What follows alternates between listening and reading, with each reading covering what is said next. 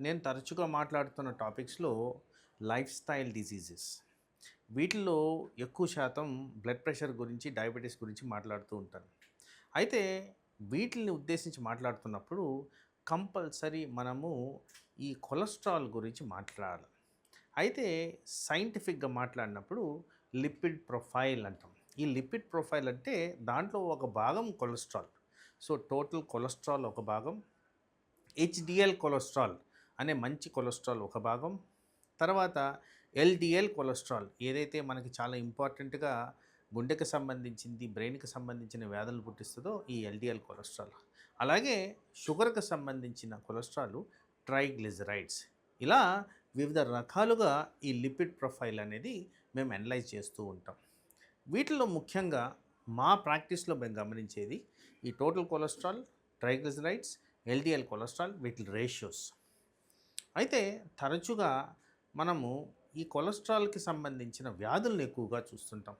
వాస్తవానికి మనం తినే ఆహారంలో ఎక్కువ శాతం కొలెస్ట్రాల్ కారణంగా బాడీ ఎఫెక్ట్ అవుతుందని మనం గ్రహించాలి.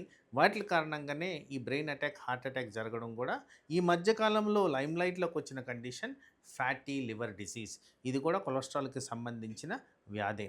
అయితే ఇక్కడ ఏంటంటే మనము ఫ్రీక్వెంట్‌గా ఆఫ్టర్ ద ఏజ్ ఆఫ్ 30 ఎవరికైతే diabetes, thyroid disease, blood pressure ఉంటదో వీళ్ళందరూ కూడా కొలెస్ట్రాల్‌ని చెక్ చేసుకోవాలా. At least twice in a year ఈ కొలెస్ట్రాల్ చెక్ చేసుకోవడం ముఖ్యం.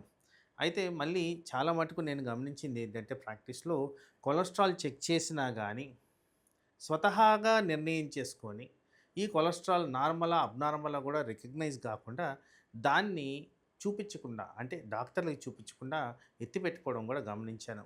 అలా చేయొద్దండి. మీకు గానీ ఇలాంటి సమస్యలు ఏదున్నా గానీ కంపల్సరీ కొలెస్ట్రాల్‌ని ఒకసారి ఎక్స్‌పర్ట్ ఒపీనియన్ తీసుకోవడం అనేది ముఖ్యం.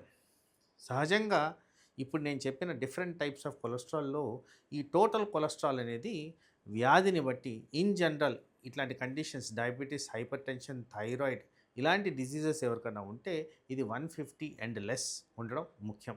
ఆ నంబర్స్ అక్కడ రాసుంటాయి. కానీ జనరల్‌గా మనకి యావరేజ్ ఇచ్చే దగ్గర 200 నుంచి మొదలుపెడతారు కానీ కండిషన్ బట్టి ఆ టార్గెట్ అనేది వేరీ అవుద్ది. అలాగే హెచ్‌డిఎల్ కొలెస్ట్రాల్ ఏదైతే గుడ్ కొలెస్ట్రాల్ ఉంటదో ఈ గుడ్ కొలెస్ట్రాల్ సహజంగా 40 కన్నా ఎక్కువ ఉండాలి. దీనివల్ల అడ్వాంటేజ్ ఏంటంటే బ్యాడ్ కొలెస్ట్రాల్‌ని అధిగమించే విధంగా మనకి బెనిఫిట్స్ ఇస్తది. గుడ్ కొలెస్ట్రాల్ తక్కువ ఉండడం కారణంగా డబుల్ ద అడ్వర్స్ ఎఫెక్ట్స్ ఉంటాయి కాబట్టి గుడ్ కొలెస్ట్రాల్‌ని ప్రాపర్‌గా మెయింటైన్ చేసుకోవడం అనేది చాలా చాలా ఇంపార్టెంట్.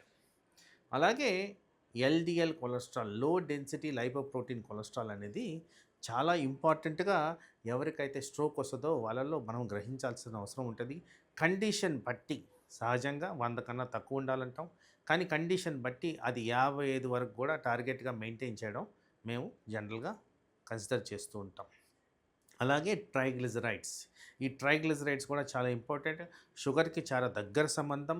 అలాగే మనం తరచుగా చూస్తున్న యూరిక్ యాసిడ్ లెవెల్స్‌కి కూడా ఈ దగ్గరగా సంబంధం ఉన్న ఈ కొలెస్ట్రాల్ కాంపోనెంట్. సో, అలా కొలెస్ట్రాల్‌ని విభజించి డిఫరెంట్ టైప్స్ ఆఫ్ కొలెస్ట్రాల్‌కి డిఫరెంట్ టైప్ ఆఫ్ క్లినికల్ సినారియోస్‌కి రిలవెన్స్ ఉంది కాబట్టి cholesterol at least twice in a year మనం చేసుకోవడం ముఖ్యం. పర్టిక్యులర్‌గా ఎవరికైతే అండర్‌లయింగ్ లైఫ్ స్టైల్ డిసీజెస్ ఉంటాయో ఇది గ్రహించాల్సిన అవసరం ఉంది.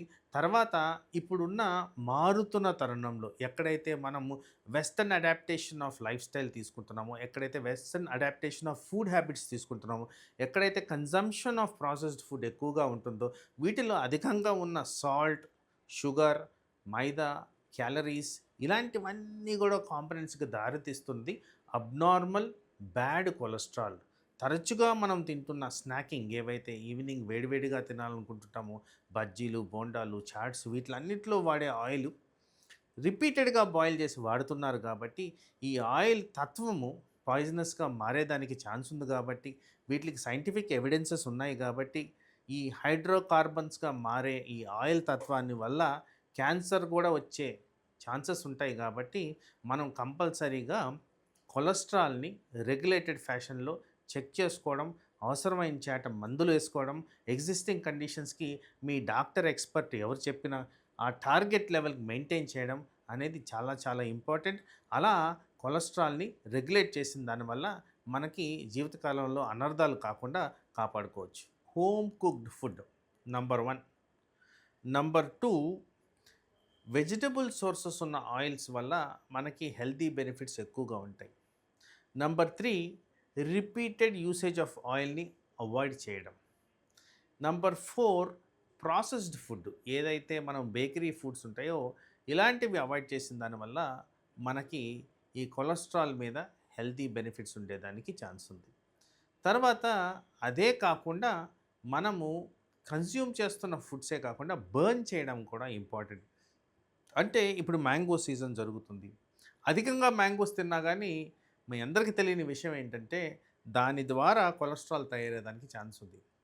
ఎప్పుడైతే ఎక్సెస్ అమౌంట్ ఆఫ్ క్యాలరీస్ బాడీలో ఎంటర్ అవుతాయో, బాడీలో ఉన్న కండిషన్స్ బట్టి అధికంగా షుగర్స్, అధికంగా కార్బోహైడ్రేట్స్‌ని లాస్ట్‌కి స్టోర్ చేసుకునే విధానంలో ఫ్యాట్‌గా కన్వర్ట్ అవ్వడం అనేది చాలా ఇంపార్టెంట్. ఆ ఫ్యాట్సే మనకు బాడీని హార్మ్‌ఫుల్‌గా కన్సిడర్ చేస్తాయి కాబట్టి, మనము తినే ఆహార పద్ధతులు, నియమాలు పాటించడం చాలా చాలా ఇంపార్టెంట్.